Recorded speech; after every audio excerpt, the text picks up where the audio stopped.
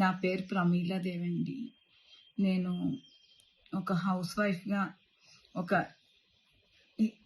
హిందూ ఆడపిల్లగా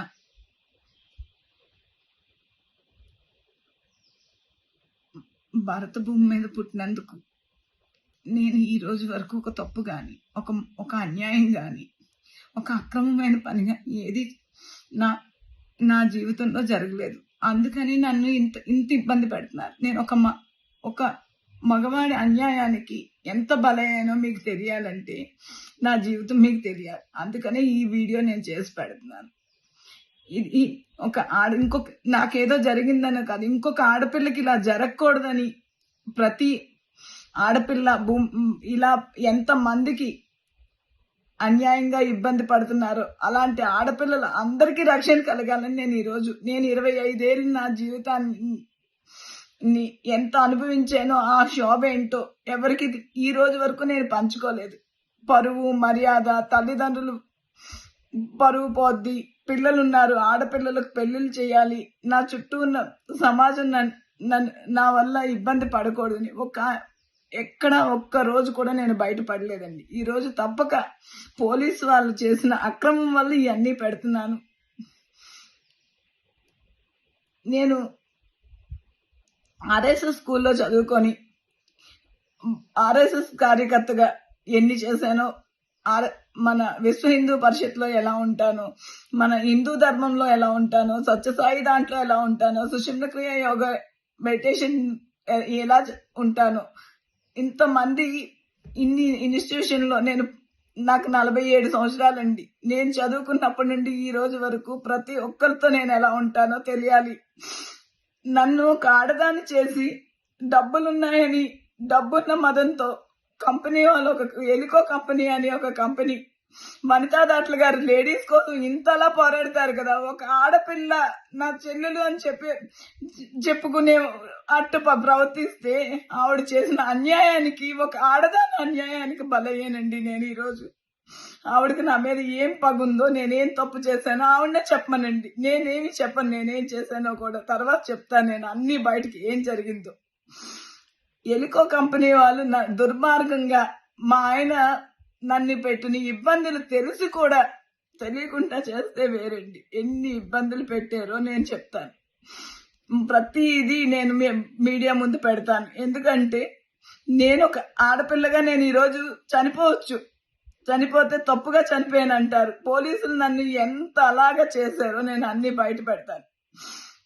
నేను ఒక గూండానో, ఒక ఏదో చేసిన దాన్నో, లేకపోతే ఏ మర్డర్ చేసిన దాన్నో, ఇంకొక దాన్నో కాదండి. ఆడపిల్లని, ఒక ఆడ మనిషి, ఒక సమాజంలో గౌరవంగా తిరుగుతున్న మనిషి మీద పోలీసులు దౌర్జన్యం ఎలా చేశారో చెప్తాను నేను. నా మొగుడు నన్ను ఇంట్లోండి తగిలేసి 3 సంవత్సరాలు రోడ్డు మీద ఫ్రెండ్స్ తో ఉన్నానండి. నేను నా ఫ్రెండ్స్ ఇంట్లోని, చుట్టాల ఇంట్లోని నేను ఇలా బతుకుతున్నాను. ఆయన ఒక్కరోజు ఈ 3 సంవత్సరాలు కూడా నేను ఎలా ఉన్నానో నా చుట్టూ ఉన్న ప్రజలకు తెలుసు. నేను ఒక్కరోజు ఎవరికి చెప్పుకోలేక, పిల్లలున్నారు, ఆడపిల్లలు పెళ్లిళ్ళకి వచ్చారు, నా వల్ల ఇబ్బంది పడకూడదు, వాళ్ళ జీవితాలు నాశనం అవ్వకూడదని ఇన్నాళ్ళు ఓపిక పడితే పోలీసులు 20 మంది నన్ను వచ్చి ఒక గూండాలాగా 4 తలుపులు తిరగొట్టుకుని లోపల తీసుకెళ్లారండి. నా భర్త నా ఇంట్లో వెళ్ళగొడితే నా ఇల్లు తలుపు నేను పగలగొట్టుకొని వెళ్ళి పోలీసు వాళ్ళకి కంప్లైంట్ ఇస్తే 3 రోజులు కంప్లైంట్ తీసుకోకుండా నన్ను ఇంట్లో ఉండిచ్చి నాకు ఒక ఫోన్ కూడా చేయకుండా దౌర్జన్యంగా ఎలా వచ్చారో చూడండి. అది చూసైనా మీకు అర్థమవుద్ది. ఒక ఫోన్ చేసి కరెంటు 3 గంటలు తీసి ఫోన్ చేసి రావచ్చు కదా అని అడిగినందుకు తలుపులు పగలగొట్టుకొని నేను వస్తాను పోలీస్ స్టేషన్కి, మీకేం కావాలన్నా నేను ఆన్సర్ చేస్తాను, నా లాయర్ గారిని రానియండి, లేకపోతే కరెంట్ ఆన్ చేసి తలుపు తీస్తానంటే నా మెయిన్ ఎంట్రన్స్ డోర్ పగలగొట్టుకొని, బెడ్రూమ్ డోర్ పగలగొట్టుకొని, స్టోర్ రూమ్, నా డ్రెస్సింగ్ రూమ్ డోర్ పగలగొట్టుకొని, బాత్రూమ్ లో ఉన్న నన్ను బట్టలు ఇప్పి నాక్కొని గుర్రగిర కొట్టుకొని కారులోకి ఎక్కించి 4 వ్యానుల్లో 20 మంది పోలీసులు వచ్చి తలుపులు పగలగొట్టి కొట్టుకొని తీసుకెళ్లి, నేను బయట కనపడతాను కారులోనని ఒక గూండాన్ని తీసుకెళ్ళినట్టు మొత్తం తలుపులు గేట్లు వేసి అన్ని వేసి లోపల కారులో కుక్కి నన్ను బయటకు కూడా కనపడకుండా తీసుకెళ్లారండి. ఏం తప్పు చేశానని ఒక ఆడపిల్లకి ఇలాగా సమాజంలో ఇలా ఇంతమంది సపోర్ట్ ఉన్న నేనే ఇలా ఉంటే నా మామూలు ఆడదాన్ని అయితే ఈ పోలీసులు ఎలా చేస్తారా అనిపించింది నాకు. అందుకే నేను ఈ వీడియో చేస్తున్నాను. నాకు రక్షణ కోసం కాదు, నా చుట్టూ ఉన్న ప్రతి ఆడదానికి అన్యాయం జరగకూడదు ఈ మూవ్మెంట్. నేను తెలిసిన ప్రతి ఒక్కరికి మనవి చేస్తున్నాను, ఎవరైనా చేయగలిగితే నాకు హెల్ప్ చేయండి. నన్ను చాలా ఇబ్బంది పెడుతున్నారు పోలీసులు. నేను పరువు అన్నందుకు నా మొగుడు నాకు పరువు తీయడానికి ఇలా చేయించారు కంపెనీ వాళ్ళు కలిసి. వాళ్ళకి నిజంగా ఏ మాత్రం దయా దాక్షిణ్యం ఉన్నా ఇలా చేస్తుండేవారు కాదు. వనిత దాంట్లో అంటే ఉమెన్స్ పవర్ అనుకుంటారు అందరూని. ఆవిడ చేసిన పనండి ఇది. ఆవిడ చేతులారా చేయించింది కంపెనీ వాళ్ళతోని.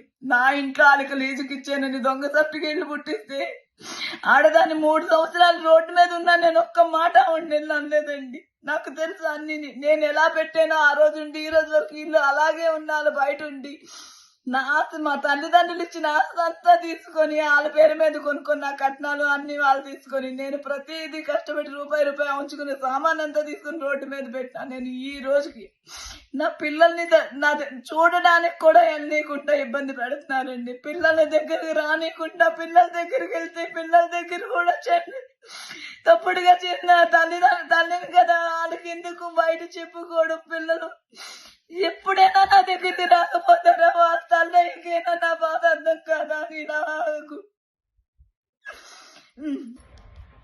20 మంది పోలీసులు కొట్టి తీసుకురావడానికి నేను ఏం తప్పు చేశానండి? పిల్లలు చదువుకున్న స్కూల్కి ఒక్క రోజైనా నా మొగుడైనా చూసాడేమో అడగండి. నేను స్కూల్ చిన్మయ స్కూల్లో చదివించాను మా అమ్మాయి.